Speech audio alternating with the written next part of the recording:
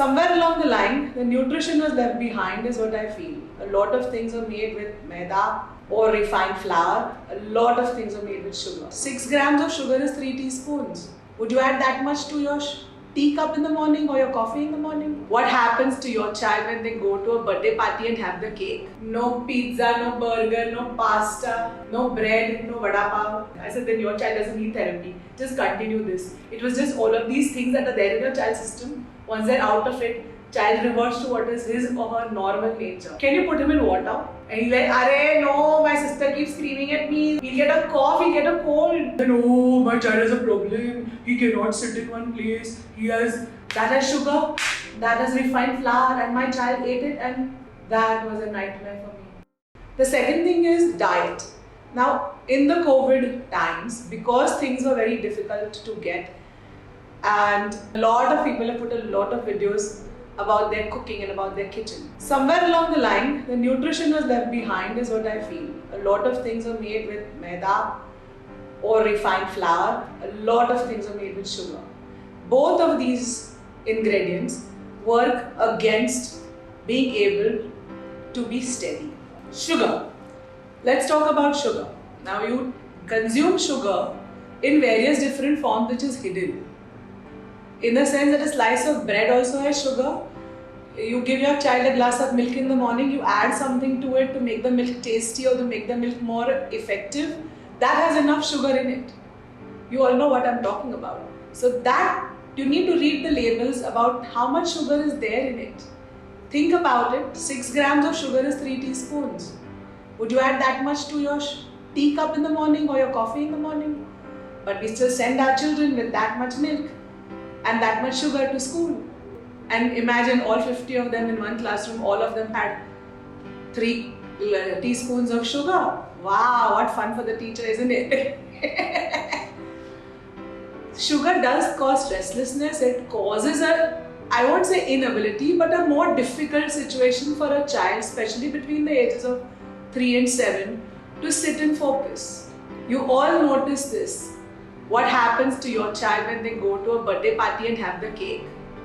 Usually parents are very smart. Cake cutting is at the end of the birthday party. Once the cake is given, they send your child home with you. So that sugar rush goes home with you, doesn't stay in the party. Now this is a proven fact and you will find a lot of research about that. The second thing is the maida or the refined flour. Now what happens over here is refined flour tends to slow down our digestion process. Now in our gut, we have something called as glial cells. They are also present in our brains and they are responsible for our retention and recall. That means ability to read something, remember it and reproduce it for exams or reproduce it when you want to have a debate or an argument or give information. Now these glial cells and these are connected to each other, and what ends up happening is if the gut is stuffed up, like if you have constipation, this doesn't function at all since they are connected. So we need to have a constant flow for a constant flow over here as well. This is the key to eliminating refined flour from the diet, especially of teenagers who have important papers to give every so often. Tests are happening. This is important for all of them. So, maida or refined flour, we need to eliminate that from the diet, especially of teenagers. Now when I say this, all teenagers are up in arms because I'm cutting down their favorite things in the world. No biscuits, no curry, no toast, no pizza, no burger, no pasta, no bread, no vada pav. But there are things that they can eat which is also considered as junk, but they're healthier. They can eat idlis, they can eat dosas, they can eat bhel. Yeah, I am giving options. They can eat pav bhaji without the pav. That's still an option. They can have khakras. But there are things that are available. There is naturally chips. Actually, chips is something that you can have, but preferably not something that comes out of a packet. The third ingredient that needs to be avoided again is something that has preservatives in it. Preservatives in the sense, things that are added to a packet to make it fresh. or to keep it fresh. These are the things that slowly start working on your ability to focus and concentrate. And then you start getting restless. I have another story for you. There was this child that came to the clinic, and he's one of those with a lot of energy, unable to sit still. And when you first come to my clinic, unfortunately, it's like walking into a toy store. Every possible toy is there. Every possible toy is there. I asked the mother, generally when we give appointments, we ask for the parents to refrain from sugar, maida intake, refrain from screen time intake before we give you an appointment, at least for 5 days, so that we can judge a child on his or her own abilities. The mother said, I'm just coming here, but since we've stopped giving him all of that stuff, all those problems are not there only. I'm like, what do you mean? So I see, you asked me to stop giving my child sugar, you asked me to stop giving my child junk food.